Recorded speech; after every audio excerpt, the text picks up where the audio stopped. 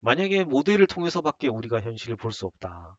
그러면 모델은 마치 눈 위에 벗을 수 없는 안경처럼 쓰여져 있는 건데, 만약에 그 안경이 빨간색이다. 그러면 세상이 빨갛게 보이겠죠. 파란색이다. 그러면 세상이 파랗게 보일 겁니다.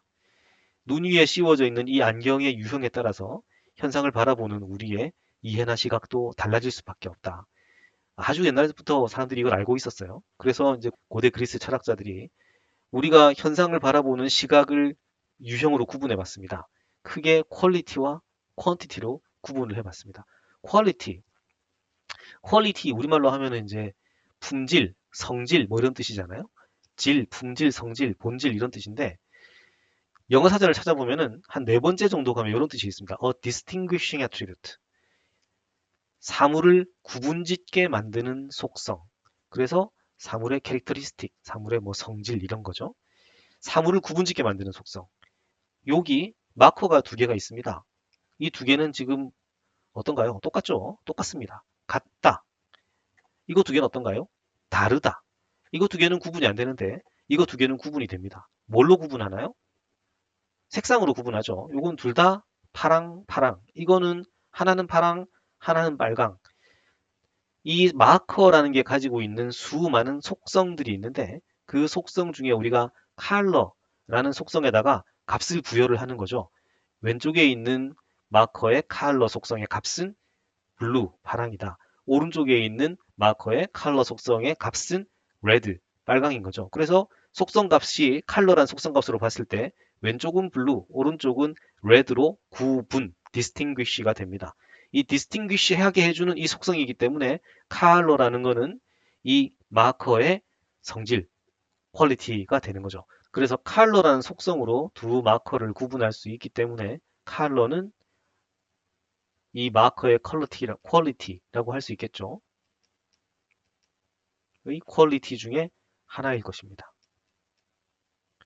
뭐로 이름이 붙나요? 컬러의 속성 값은 레드, 블루, 파랑, 빨강 이런 이름이 붙잖아요. 보통 퀄리티 값은 그래서 단어로 붙죠. 언어로 붙습니다. 우리가 사물에 언어를 붙이잖아요. 창세기에 보면은 아담이 에덴 동산에서 제일 먼저 한 일이 뭐 돌아다니면서 뭐 이건 사슴, 이거는 뭐 고양이 이런 식으로 짐승들의 이름을 이렇게 붙이고 다닙니다. 불교에서는 분별심이라고 말하죠. 분별심. 여기에 distinguish란 말이 아주 정확하게 들어가 있죠. 분별심. 뭔가를 분별하는 그런 마음. 이것이 이제 번뇌의 근원이다. 이렇게 얘기를 하고, 뭐 번뇌라는 게 우리 이성의 작용의 결과물이라고 하는 거니까, 사물을 구분짓고 분별해서 여기에 이름을 붙이고, 이게 이제 사람들이 지각이라는 걸 갖게 되기 위해서 제일 먼저 했던 일인 거죠. 그래서 사물의 퀄리티, 성질의 값을 언어로 붙입니다. 가장 오래된 사물의 이해라고 볼 수가 있겠는데, 이제 시간이 지나가고 문명이 발전하고 이름만 가지고는 안 되는 거죠. 교환하고 물물 교환을 하는 그런 시장이 생겼습니다. 내가 가서 내가 이제 사과를 팔고 고기를 사고 뭐 이래야 되는데 그럼 이제 양을 서로 비교를 좀 하고 이런 게 필요하잖아요. 사과는 몇 개, 이 고기는 무게가 얼마. 그래서 아 그냥 이거는 고기, 이건 사과, 이것만 가지고는 이게 공정 교환이 되는지 아닌지를 판단할 수가 없죠. 그래서 뭔가 이제 이름만 가서 같다 다르다의 구분만 하는 여기에서 벗어난 어떤 비교가 필요하게 됐습니다. 그래서 사물의 양이라는 게 등장하죠. 이것도 속성인데 여기 보면 영어사전에 써 있는 그대로 가져왔어요. The aspect, aspect나 뭐 attribute나 그 말이죠. 사물의 어떤 하나의 측면인데 in which a thing is measurable, 측정 가능하다. In terms of greater, less, equal, or increasing, decreasing magnitude. 크다, 작다, 뭐 같다, 증가한다, 감소한다. 이런 비교를 할 수 있게 하는 속성을 양이라고 한다. 아, 그러고 보니까 아까 이제 퀄리티는 어때요? 이거 우리가 파랑 빨강이라고 말을 하고 두 개가 파랑 파랑은 같다 말이죠. 파랑 빨강은 다르다 이렇게 말할 수가 있는데 이거 두 개가 같다 다르다를 판단할 수 있게 하는데 파랑이 빨강보다 크냐? 그런 건 성립하지 않잖아요. 그런데 이런 속성을 보죠. 이 마커에 무게라는 속성이 있다고 합시다. 왼쪽 마커는 좀 새 거라서 한 50g 되고 오른쪽은 한 30g 돼요. 그러면은 왼쪽 마커의 무게 50g은 오른쪽 마커의 무게 30g보다 더 크다 이렇게 말할 수 있죠. 파랑은 빨강보다 크다 이렇게 말을 할 수는 없지만 50은 30보다 크다 작다 이렇게 말할 수가 있습니다. 마커를 좀 쓰다 보면은 뭐 무게가 줄어들겠죠. 50이 점점 45, 30 이렇게 감소한다. 이렇게 말할 수 있잖아요. 크다, 작다, 감소한다. 이런 걸 판단할 수 있게 하는 그런 어떤 속성을 사물의 양, quantity라고 합니다. 그래서 quality는 대부분 글자, 단어로 표현되고 언어로 표현되는데 quantity는 대부분 숫자로 표현되거든요. 숫자로 표현되면 대충 quantity라고 볼 수가 있는데 꼭 그렇진 않습니다. 예를 들면은 우편번호 생각해보세요. 우편번호. 우편번호가 뭐 서울은 뭐 0으로 시작하고 뭐 경기도 1로 시작하는데 그러면 경기도 우편번호가 서울보다 크냐? 뭐 그렇게 말하진 않죠. 이거는 숫자로 기호를 빌려 썼을 뿐이지 그게 어떤 크다 작다의 값을 나타내는 그런 개념이 아니거든요. 그래서 숫자로 표현됐다고 다 양은 아니고 이게 어떤 속성이 있을 때 이 속성이 양적 속성인지 또는 이제 질적 속성인지 퀄리티인지 퀀티티인지를 판단하시려면 그 속성 두 개를 가지고 와서 더 크다, 더 작다라고 했을 때 자연스러운지 어색한지를 보시면 되겠습니다. 사물을 이렇게 퀄리티 또는 퀀티티로 우리가 이해를 했다 그러면은 이해로부터 뭔가 이제 생각을 시작할 테니까 우리가 그 이해로부터 출발해 가지고 이 사물에서 판단을 내리는 문제를 해결하는 그런 접근법에도 퀄리티에 의존하는 접근법, 퀄리터티브 어프로치, 정성적 접근법이 있을 거고 그 다음에 퀀티티로 접근하는 거, 퀀터터티브 어프로치, 정량적 접근법이 있을 겁니다. 정성적 접근법이라는 거는 문제에서 출발해서 추론을 언어적으로 주로 합니다. 퀄리터티브 리즈닝이라는 게 퀄리티가 단어로 표현된다고 그랬으니까. 그래서 말로 표현된 문제에서 언어적인 합리적인 추론을 하겠죠. 이건 이러하니 저건 저러하고 그러니까 이렇게 되겠네라고 결론을 냅니다. 언어적인 문제 이해에서 언어적인 추론을 통해서 언어적인 결론을 이끌어내는 방식이 퀄리터티브 어프로치, 정성적 접근법이라고 할 수가 있겠는데 언어적으로 표현되다 보니까 빠르고 그리고 우리한테 익숙하고 그리고 상당히 많은 경우에 이 추론 과정이 충분히 합리적이면 결론도 아주 쓸만한 경우가 많습니다. 그래서 우리가 평상시 또는 비즈니스에서 늘 활용을 하죠. 그런데 이게 가끔 얼토당토 않는 결론으로 유도할 때가 있거든요. 왼쪽에 있는 구가 보이시죠? 요 구가 완전한 구라고 가정합시다. 그리고 밑에 있는 사람들이 막 있습니다. 사람들 크기하고 비교해보면 요 구의 크기가 대충 짐작이 되실 겁니다. 이 구에다가 적도를 따라서 로프를 하나 팽팽하게 이렇게 둘렀다고 가정을 해볼까요? 한번 공상을 해봅시다. 로프를 팽팽하게 둘렀습니다. 자, 그런 다음에 이 로프를 펼쳐요. 펼치면은 길이가 뭐 이만큼 되겠죠? 그런 다음에 이 로프에다가 10m를 보태요. 제법 길게 붙인 거잖아요. 그런 다음에 그 로프를 중력 무시하고 잘 띄워서 이렇게 궤도처럼 둘렀다고 합시다. 그러면 이 둘러진 로프가 원래 거보다 길어졌으니까 이게 훨씬 느슨하게 돼가지고 여기 요만한 틈이 생겼지 않겠습니까? 이 갭이 얼마나 될까요? 제법 10m를 붙였으니까 제법 큰 갭이 나왔을 것 같은 생각이 듭니다. 자, 비슷한 사고 실험을 이번에는 지구만한 큰 구에다 해봅시다. 지구가 완전한 구라고 가정합시다. 매끈하게. 그런 다음에 여기 적도를 따라서 로프를 두릅니다. 로프를 둘렀습니다.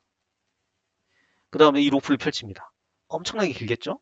엄청나게 긴 로프가 있을 건데 여기에 딱 10m를 보탭니다. 지구 둘레에 비하면 10m는 보이지도 않을 것 같은데 그림으로 표현할 수도 없을 것 같아요.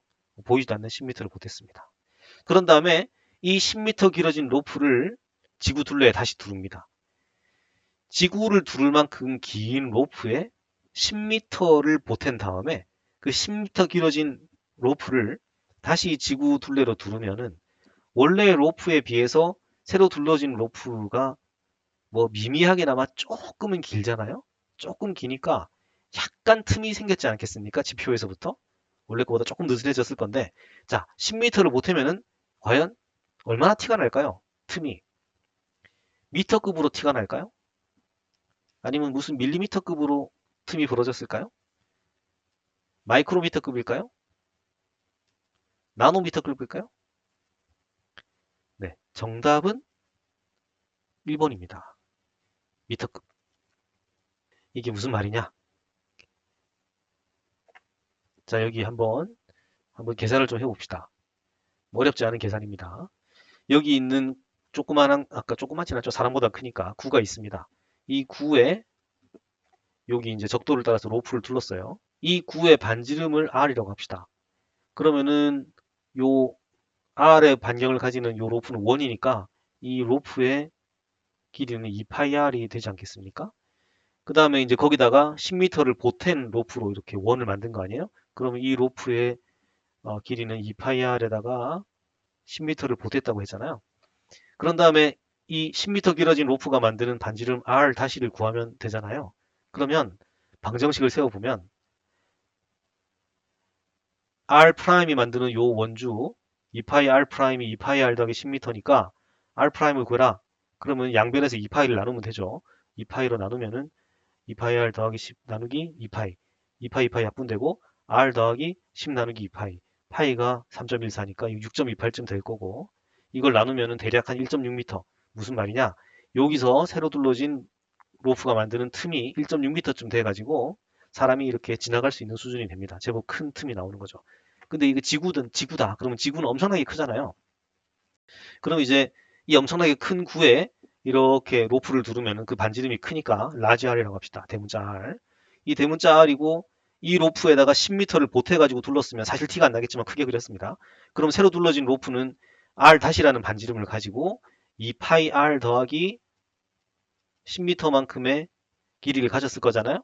그러면은 R 다시가 반지름이니까 2파이 R 다시는 2파이 R 더하기 10m 이런 방정식 성립할 거 아닙니까? 그럼 R 프라임을 구해라.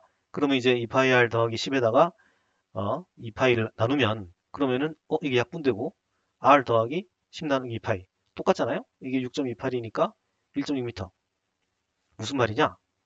지구를 두르는 긴 로프에 딱 10m만 보태가지고 그 10m 길어진 로프를 지구로 다시 둘러주시면 지표의 모든 곳에서 1.6m만큼 둥 떠올라 와 있는 새로운 궤도 구조물을 보시게 됩니다. 이게 말이 되냐? 납득이 되십니까?